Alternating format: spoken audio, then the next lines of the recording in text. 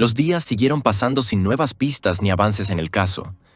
La tensión y la frustración crecían a medida que pasaba el tiempo. Pero después de 2 largas semanas de investigación y de interrogatorios repetidos e intensos, Victoria finalmente rompió su silencio. Aceptó guiar a la policía al lugar que habían estado desesperadamente tratando de encontrar. Los detectives la acompañaron en un largo y sombrío viaje, recorriendo casi 300 millas desde Halifax. El trayecto los llevó lejos de la ciudad, a través de caminos aislados y paisajes desolados, hasta que finalmente llegaron a un lugar remoto justo al costado de una autopista. Allí, en el frío helado y en un entorno solitario, se hizo el desgarrador descubrimiento. Loretta Saunders había sido encontrada. Trágicamente, ya era demasiado tarde para salvarla. La búsqueda había llegado a su fin, pero para su familia y seres queridos, el verdadero dolor apenas comenzaba. La realidad de su pérdida los perseguiría para siempre. Queridos espectadores, en este canal descubrirán las historias de crímenes más impactantes, reales y estremecedoras. Si no quieren perderse ningún caso, suscríbanse ahora y no olviden dejar su me gusta. Su apoyo nos ayuda a seguir contando la verdad. Este documental cuenta la historia de Loretta Saunders, quien, con solo 26 años, se encontraba en un momento decisivo de su vida. Estaba llena de optimismo, ambición y la determinación de alguien que había luchado arduamente por su futuro. Loretta estaba cursando una carrera en criminología en la Universidad de St. Mary's en Halifax, Nueva Escocia, una de las instituciones más respetadas en las provincias atlánticas de Canadá. Sus intereses académicos no eran solo intelectuales, eran profundamente personales. Su decisión de estudiar criminología no fue aleatoria. Surgía de experiencias vividas y de una empatía profunda. Loretta era parte de una familia grande y muy unida. Una de 8 hermanos, creció en un hogar lleno de amor y risas. Y a pesar de la distancia física que a veces los separaba, la familia Saunders se mantenía increíblemente cercana y conectada emocionalmente. Siempre estaban pendientes unos de otros, ofreciendo apoyo, ánimo y celebrando los logros de cada uno, grandes o pequeños. Loretta describía a menudo a su familia como su ancla, su refugio seguro en un mundo que podía ser turbulento. Era una mujer Inuk originaria de Terranova y Labrador, y, como muchas familias indígenas en Canadá, Loretta y sus seres queridos habían enfrentado más de su parte de desafíos. Desigualdades históricas, barreras sistémicas y dificultades personales habían puesto a prueba su resiliencia a lo largo de los años. Pero la fortaleza de Loretta era evidente para todos los que la conocían. Estaba decidida no solo a mejorar su propia vida, sino a elevar a otros que enfrentaban luchas similares.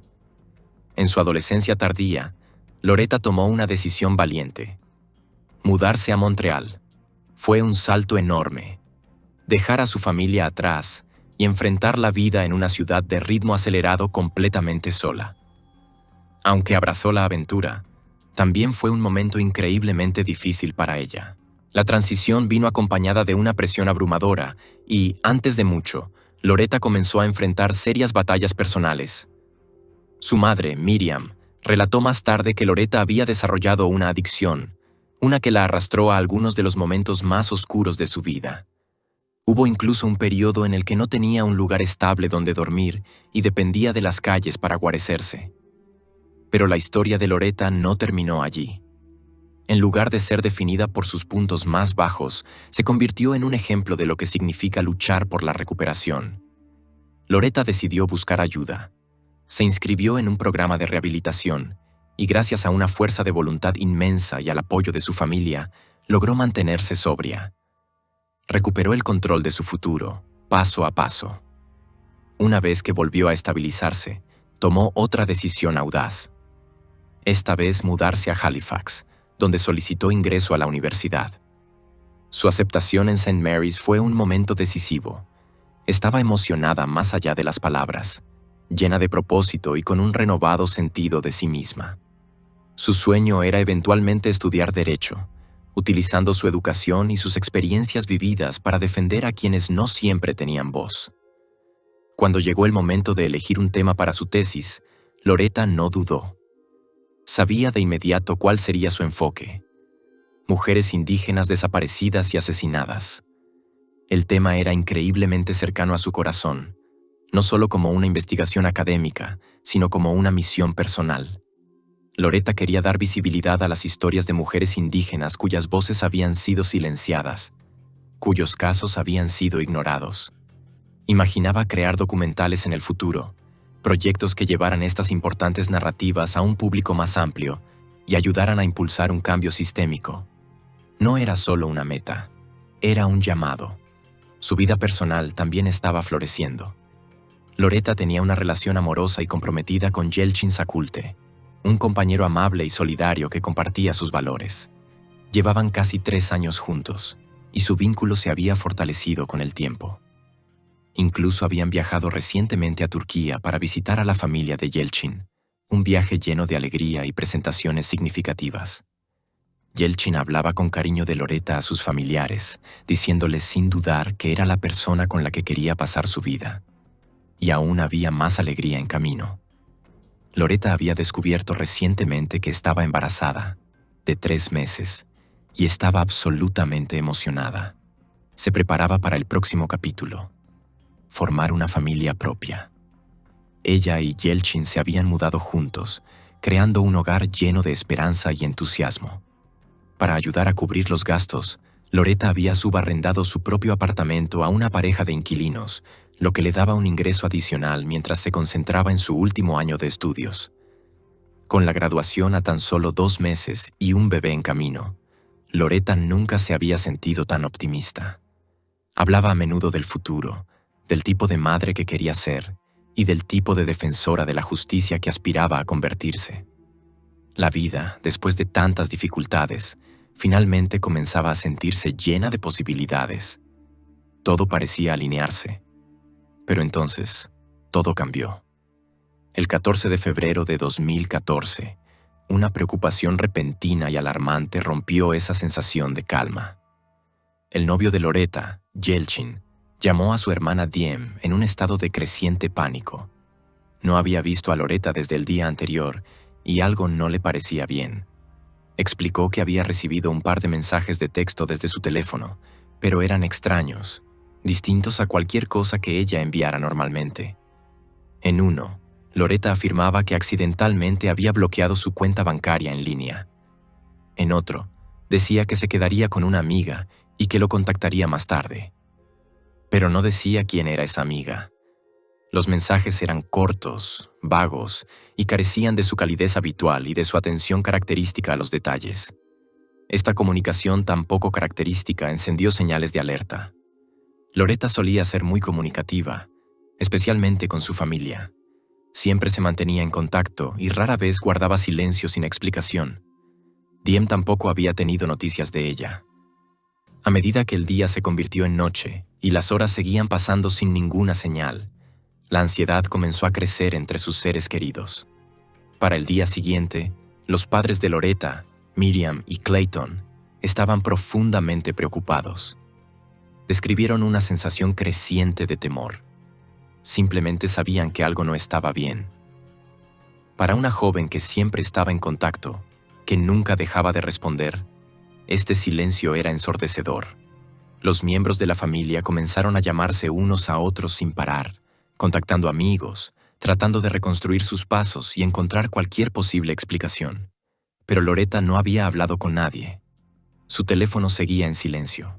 Y entonces surgió otro detalle extraño. Su coche estaba desaparecido, pero casi todas sus pertenencias personales seguían intactas en casa. Para el tercer día, sus miedos ya no podían ser descartados como una reacción exagerada. La familia la reportó como desaparecida ante las autoridades, y la policía abrió una investigación oficial. Los oficiales primero visitaron la casa que Loretta compartía con Yelchin. Naturalmente, como la última persona que la había visto, se le pidió a Yelchin que relatara todo lo que pudiera recordar. Les dijo a los investigadores que Loretta tenía un día lleno el 13 de febrero. Había planeado visitar su antiguo apartamento en Cowie Hill Drive para cobrar el alquiler a los inquilinos y luego continuar con un día lleno de diligencias y estudio. Según Yelchin, ella parecía bien cuando salió de casa, concentrada, tranquila y completamente en sí misma. El tono y las palabras de los mensajes que él había recibido después eran totalmente contrarios a su forma de comunicarse, algo que tanto él como la familia de Loretta enfatizaron ante las autoridades. La policía registró la casa, buscando señales de lucha, pero no encontraron nada sospechoso. En ese momento, no había indicios de juego sucio, y los investigadores sintieron que Yelchin realmente estaba preocupado y cooperaba por completo. Su angustia por Loretta parecía real y sincera.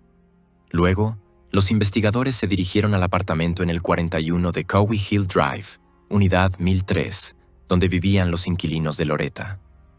La puerta estaba cerrada con llave.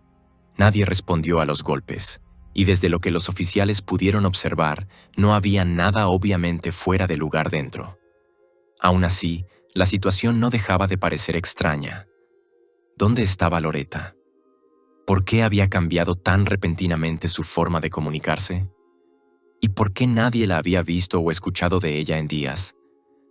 Las preguntas sin respuesta solo profundizaban el misterio, y la búsqueda de Loretta Saunders acababa de comenzar. Todo dentro del apartamento subarrendado de Loretta Saunders parecía estar en perfecto orden. Nada parecía alterado. Nada parecía faltar o estar fuera de lugar. El espacio estaba limpio y ordenado, justo como lo mantenía Loretta. No había señales de entrada forzada, ni pertenencias esparcidas, ni objetos rotos, nada que diera una pista evidente de que algo preocupante hubiera ocurrido. Según la información inicial, la pareja que se alojaba allí, Blake Leggett y Victoria Hennebury, supuestamente había salido de la ciudad varios días antes para hacer un viaje corto y celebrar el día de San Valentín. Desde entonces, no se había reportado la entrada ni la salida de ningún visitante de la unidad. Las grabaciones de vigilancia de la cámara del vestíbulo del edificio ofrecieron algunos detalles clave. La marca de tiempo mostraba a Loretta llegando al complejo de apartamentos poco antes de las 11 de la mañana del 13 de febrero. Se veía tranquila y serena, vestida para un día casual, entrando al edificio con un aire de determinación. Los investigadores esperaban que este video marcara el comienzo de una línea de tiempo que pudieran seguir para rastrear sus movimientos. Pero dado que llevaba ya 4 días desaparecida, el proceso estaba lejos de ser sencillo. Había horas de grabaciones que revisar, en múltiples entradas y salidas. Los investigadores tenían que considerar todas las posibilidades. ¿Era factible que Loretta hubiera entrado a la unidad, pasado la noche allí mientras los inquilinos estaban fuera y luego salido sin ser detectada? ¿Podría haber salido por otra entrada o haber sido recogida en un área sin cobertura de cámaras? Cada una de estas preguntas significaba que cada fragmento disponible de metraje, que abarcaba varios días, tenía que revisarse cuidadosamente, cuadro por cuadro. Mientras tanto, su familia, amigos y una creciente red de simpatizantes no estaban de brazos cruzados. Habían comenzado a distribuir una nueva tanda de carteles de persona desaparecida por Halifax y las comunidades cercanas, aferrándose a la esperanza de que alguien, en algún lugar, hubiera visto algo, cualquier cosa, que pudiera ayudar a traer a Loretta a casa. Sus hermanos, muchos de los cuales aún vivían en Terranova y Labrador, se preparaban para volar a Nueva Escocia para mantenerse unidos como familia durante este agonizante proceso. Sus corazones estaban pesados, pero su determinación era inquebrantable. La familia también hizo un emotivo llamado al público, pidiendo que cualquiera que hubiera visto el coche de Loretta o que tuviera alguna información sobre su paradero se presentara. Cada pista importaba. Mientras tanto, una campaña en línea surgió rápidamente para apoyar a la familia Saunders. Un grupo de Facebook dedicado a encontrar a Loretta ganó tracción con rapidez, ayudando a difundir conciencia mucho más allá de Nueva Escocia. También se lanzó una colecta para ayudar a cubrir los costos de viaje y alojamiento necesarios para reunir a los padres y 5 hermanos de Loretta en Halifax. La respuesta fue abrumadora. En cuestión de días, se alcanzó el objetivo financiero, permitiendo que toda la familia se reuniera en persona durante lo que era, sin duda, uno de los periodos más difíciles de sus vidas. A medida que la policía continuaba la investigación, lograron ponerse en contacto con Blake y Victoria, los inquilinos que habían estado subarrendando el apartamento de Loretta. La pareja informó a los oficiales que estaban actualmente fuera de la ciudad, a unas 200 millas de distancia, y que no habían visto ni escuchado de Loretta en días. Su relato no aportó mucha claridad. Sostenían que no tenían idea de dónde estaba ni qué le había sucedido. Según ellos, estaban tan confundidos como todos los demás.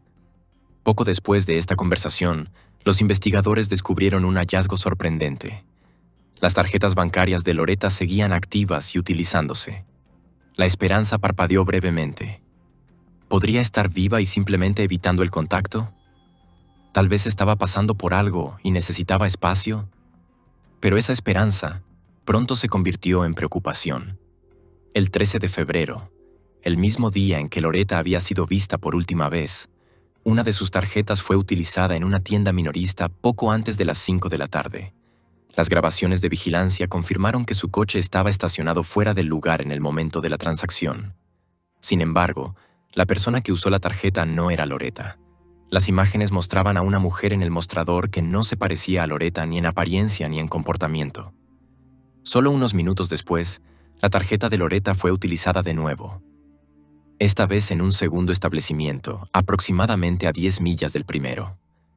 El metraje de seguridad del lugar captó a una figura con una chaqueta azul realizando la transacción. Mientras el dependiente salía brevemente del encuadre, la cámara captó una vista clara del conductor del vehículo. No era Loretta. Ahora los investigadores tenían pruebas concretas de que otra persona estaba en posesión tanto de su coche como de sus pertenencias financieras, y esa persona las estaba utilizando para hacer compras. Esto profundizó aún más el misterio y añadió una nueva capa de urgencia al caso. 5 días después de que Loretta fuera reportada como desaparecida, llegó una llamada a la Policía Regional de Halifax, desde cuerpos policiales de una provincia completamente distinta. Se había encontrado su coche. Había aparecido en Harrow, Ontario, a más de 1,800 kilómetros de Halifax. El vehículo estaba estacionado en la entrada de una vivienda. Y dentro de esa casa estaban nada menos que Blake Leggett y Victoria Henneberry, la misma pareja que había estado subarrendando el apartamento de Loretta. Ambos fueron detenidos de inmediato y acusados de posesión de un vehículo robado. En ese momento, los investigadores aún no tenían todas las respuestas. La pregunta más importante seguía siendo: ¿dónde estaba Loretta? ¿Y sabían Blake y Victoria algo sobre su desaparición? Ya habían pasado 8 largos y dolorosos días desde que Loretta desapareció sin explicación, y aunque había más pistas que antes, la imagen completa estaba lejos de ser clara. Tras su arresto, Blake y Victoria también fueron acusados del uso no autorizado de las tarjetas bancarias de Loretta. Los detectives creían que se podrían añadir cargos adicionales a medida que avanzara la investigación, dependiendo de las pruebas que surgieran. Las autoridades en Nueva Escocia comenzaron los preparativos para extraditar a la pareja desde Ontario de vuelta a Halifax, para continuar los interrogatorios y posiblemente presentar más cargos. Durante una de las entrevistas iniciales, Blake afirmó que Loretta le había vendido el vehículo poco antes de que él saliera de la ciudad. Según él, el precio había sido bajo y tenía más sentido que reservar un vuelo. Era una explicación conveniente, pero no duró mucho. Los investigadores profundizaron en los antecedentes de Blake y Victoria y descubrieron que ambos ya eran buscados por asuntos legales no relacionados. Blake tenía una orden de arresto pendiente en Calgary por no comparecer ante el tribunal, mientras que Victoria era buscada en Halifax en relación con una supuesta amenaza hecha a otra persona. Estas revelaciones socavaron aún más la credibilidad de su historia. A medida que los oficiales continuaban procesando pruebas, surgió un detalle inquietante. Durante un registro rutinario de los 2 sospechosos, se encontró el teléfono de Loretta en posesión de Victoria. Mientras tanto, Blake llevaba varias de las tarjetas bancarias de Loretta. Estos hallazgos sugerían claramente que Loretta no había entregado sus pertenencias voluntariamente y que algo mucho más serio podría haber ocurrido. La policía revisó metraje adicional de vigilancia del edificio de apartamentos, buscando identificar cualquier movimiento relevante. Aproximadamente a las 2:30 p.m. del 13 de febrero, las cámaras captaron a Blake entrando al vestíbulo, esforzándose ligeramente mientras cargaba lo que parecía ser una gran y pesada bolsa de hockey. Los investigadores notaron el tamaño de la bolsa y la tensión en la postura de Blake. Unos 30 minutos después, regresó al edificio y salió nuevamente, esta vez con más bolsas. Luego, por tercera y última vez, fue visto saliendo con Victoria a su lado. Aunque el metraje no tenía sonido, lo que mostraba era inquietante. Pintaba una imagen de movimientos calculados, salidas cronometradas y el transporte de múltiples bolsas grandes. Dado todo lo que los investigadores habían descubierto hasta el momento, las implicaciones eran estremecedoras. Aunque ni Blake ni Victoria ofrecían declaraciones ni cooperaban de manera significativa con la investigación, su silencio decía mucho. Pero lo que ocurrió después sería quizás el momento más revelador hasta entonces. Al obtener acceso al teléfono de Blake, los investigadores forenses encontraron lo que describieron como lo más parecido a una confesión que habían visto. Aunque los detalles del mensaje o archivo no han sido divulgados públicamente, las autoridades indicaron que apuntaba de manera contundente al conocimiento de la desaparición de Loretta y posiblemente a su implicación. A medida que el caso seguía desarrollándose, algo se volvía dolorosamente claro. Algo terrible le había sucedido a Loretta Saunders, y quienes estaban más cerca del centro de la investigación se estaban quedando sin espacio para ocultarse de la verdad.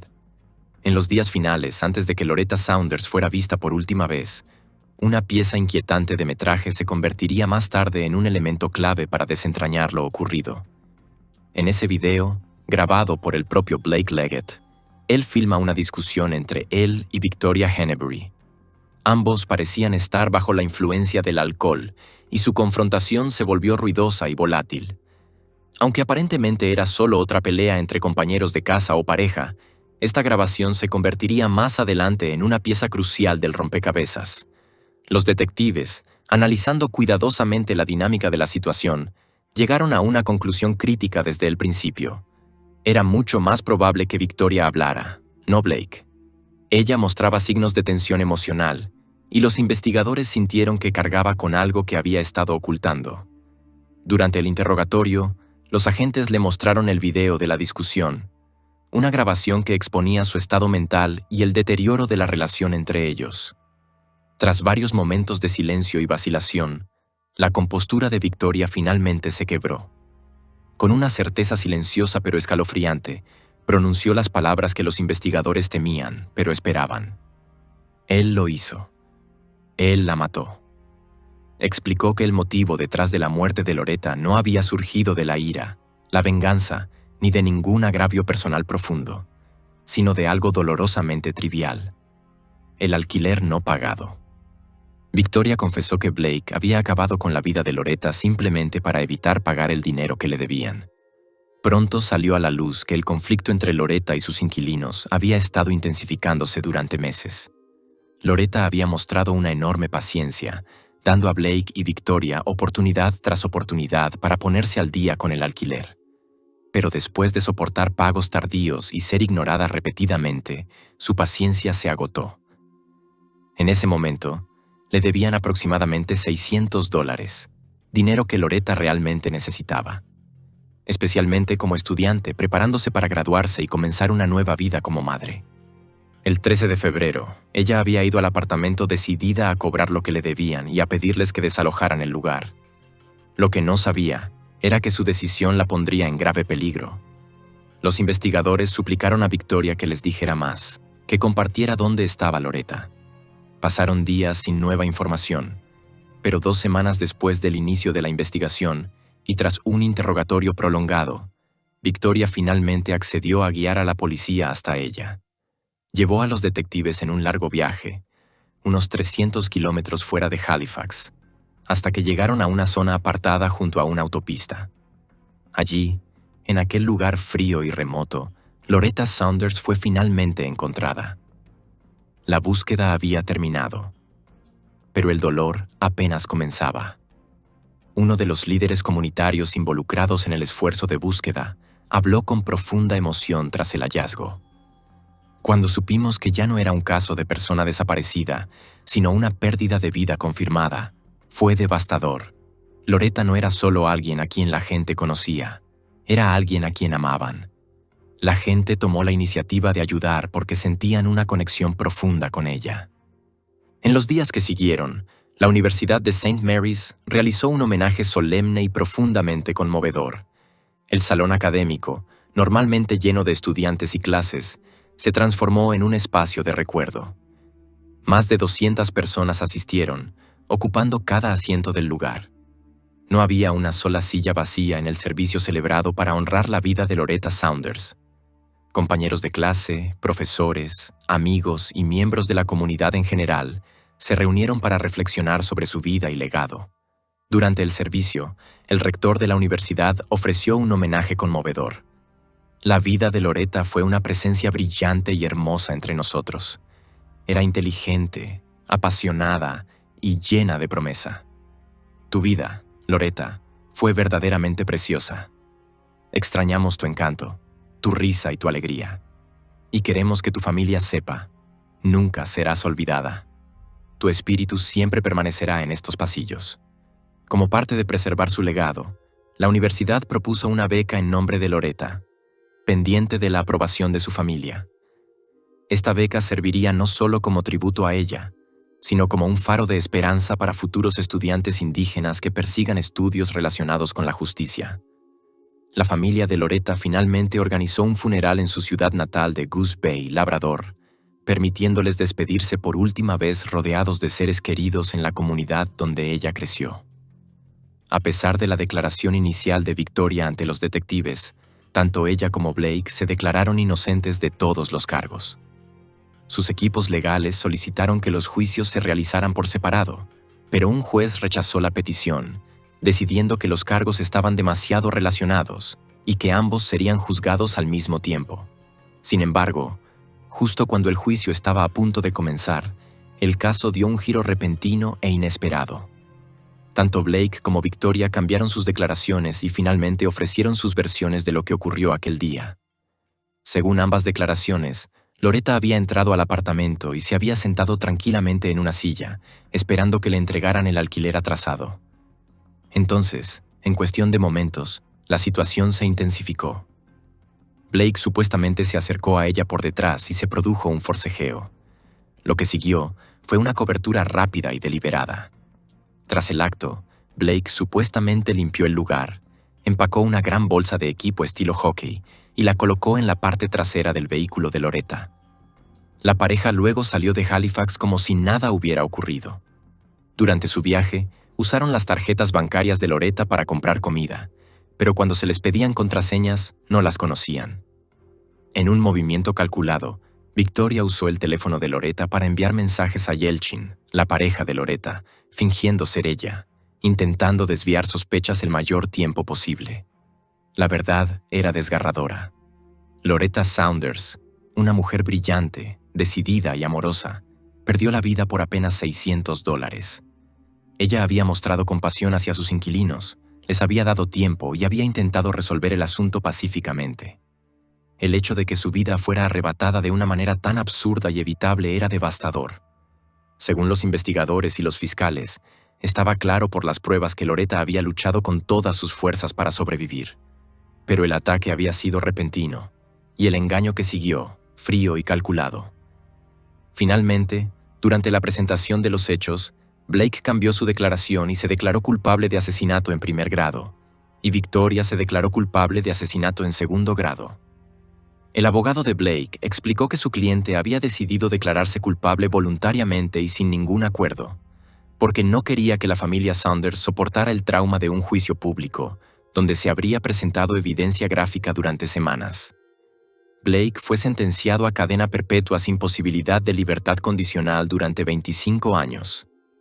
Victoria también recibió una sentencia de cadena perpetua, aunque según la ley canadiense, puede solicitar la libertad condicional después de 10 años.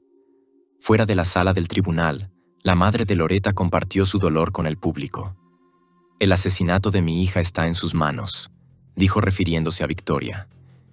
«Y solo tiene 10 años antes de poder solicitar la libertad condicional. ¿Qué clase de justicia es esa? Díganme, ¿qué clase de justicia?». Su voz se quebró de emoción mientras continuaba. «Estas dos personas asesinaron a mi hija. No le mostraron ninguna piedad.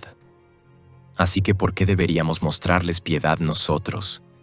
Quiero que se las lleven para siempre». También recordó su emotiva caminata hacia el tribunal antes de la audiencia. «Cuando caminé por la calle ese día, recé. Ya no sabía ni qué creer, Pero en el fondo dije, Dios, si eres real, si realmente tienes a mi hija contigo, entonces por favor, haz que se declaren culpables. Y en ese momento, su oración fue respondida. Casi se sintió irreal, casi divino, como recordó más tarde la madre de Loretta entre lágrimas y con la voz temblorosa. Fue tan extraño en ese momento, tan poderoso, dijo. Recuerdo haber dicho, «Oh, Dios mío», como si estuviera hablando directamente con él. Y en ese momento, sentí que Dios respondió a mi oración. No solo la mía, sino la de cada persona que nos había apoyado, cada alma que había encendido una vela, susurrado una oración o estado en solidaridad. Todos fuimos escuchados. Nuestras oraciones fueron respondidas. Hizo una pausa, luchando por encontrar las palabras adecuadas. Quiero agradecer a todos los que caminaron con nosotros en nuestros días más oscuros. Pero las emociones eran complicadas, agitándose dentro de ella como una tormenta. Siento tantas cosas, estoy sufriendo tanto. Echo de menos a mi hija con cada latido de mi corazón. Estoy aliviada de que no hayamos tenido que sentarnos durante todo el juicio, revivir cada detalle y escuchar todo lo que habría salido en la corte. Dentro de la sala, el juez no suavizó sus palabras.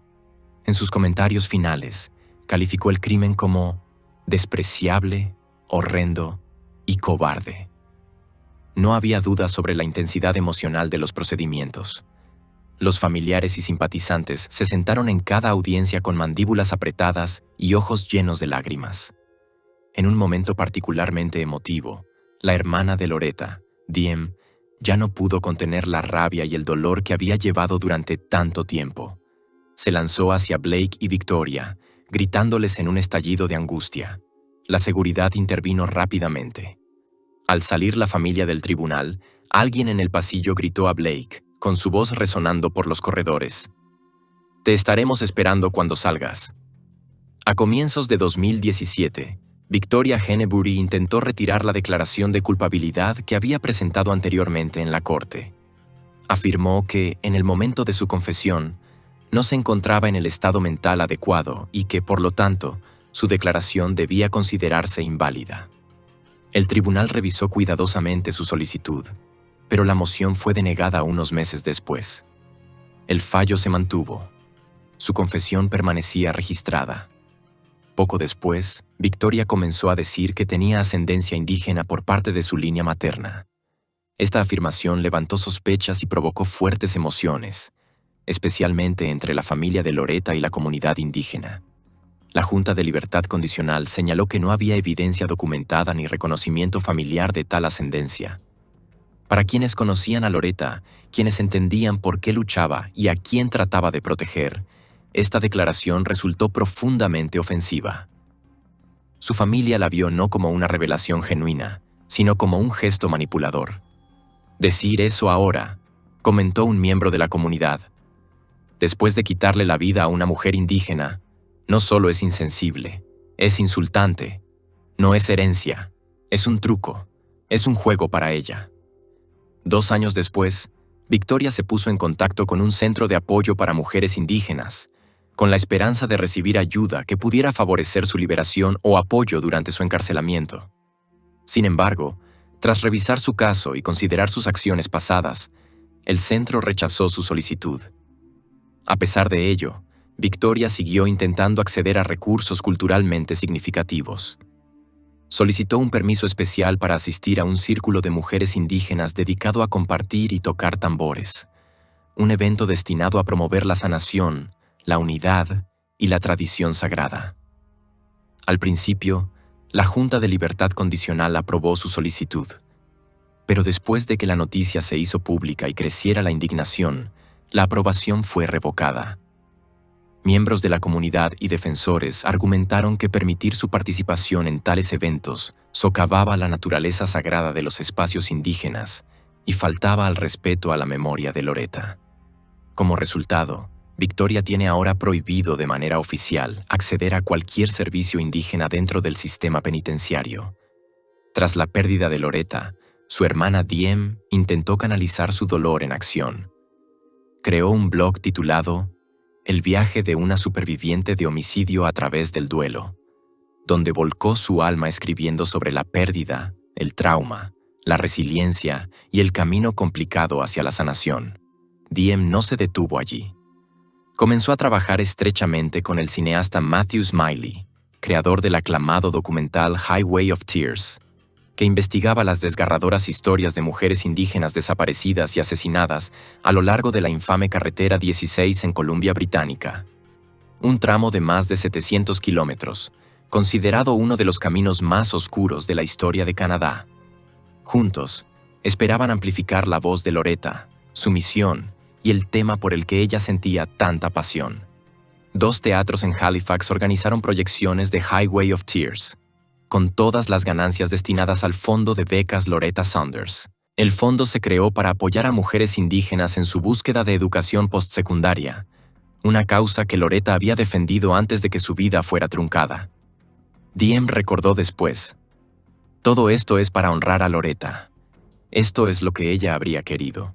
Soñaba con contar estas historias, crear conciencia y hacer lo que hizo Matt: documentar la injusticia. Ella debería estar aquí, usando su brillantez para cambiar el mundo. Debería haber estado al otro lado de la cámara, no en una lista de víctimas. Ahora se ha convertido en otro nombre, otra estadística. La incansable labor de Diem no pasó desapercibida. Fue honrada con el Premio Embajadora de la Conciencia de Amnistía Internacional, uno de los mayores reconocimientos de la Organización para el Activismo de Derechos Humanos. El premio reconoció su valentía, su voz y su espíritu inquebrantable frente a una pérdida indescriptible. Pero el duelo es complicado. Rara vez se desvanece, solo cambia de forma. Y para Diem, el peso de perder a su hermana se volvió demasiado difícil de soportar. En un giro desgarrador, la madre de Loretta, Miriam Saunders, hizo un anuncio público en septiembre de 2021. Confirmó que Diem había fallecido, años después de perder a Loretta. El trauma se había vuelto demasiado grande. Las propias luchas de Diem con la adicción empeoraron en los años posteriores a la muerte de su hermana. Finalmente sufrió una insuficiencia hepática, resultado directo de la espiral descendente que comenzó con un dolor inimaginable. En un intento desesperado y valiente por recuperarse, Diem dejó de tomar sus medicamentos recetados y trató de desintoxicarse por su cuenta. Pero para sobrellevar el dolor emocional, comenzó a beber en exceso. Su cuerpo, ya debilitado, no pudo recuperarse. La comunidad quedó devastada. Diem, al igual que Loretta, se había convertido en un símbolo, una voz por la justicia, una luchadora por la verdad. Y ahora, ella también se había ido. En una tarde clara en la Plaza Parade de Halifax, decenas de personas se reunieron bajo un cielo silencioso para honrar su memoria. Amigos, familiares y desconocidos encendieron velas y se mantuvieron en silencio, recordando a una joven cuya historia y cuyo sufrimiento habían tocado vidas en todo Canadá y más allá. Mientras los destellos de las velas danzaban en el aire nocturno, la gente susurraba palabras de amor, de pérdida y de una promesa: que ni Loretta ni Diem serían olvidadas.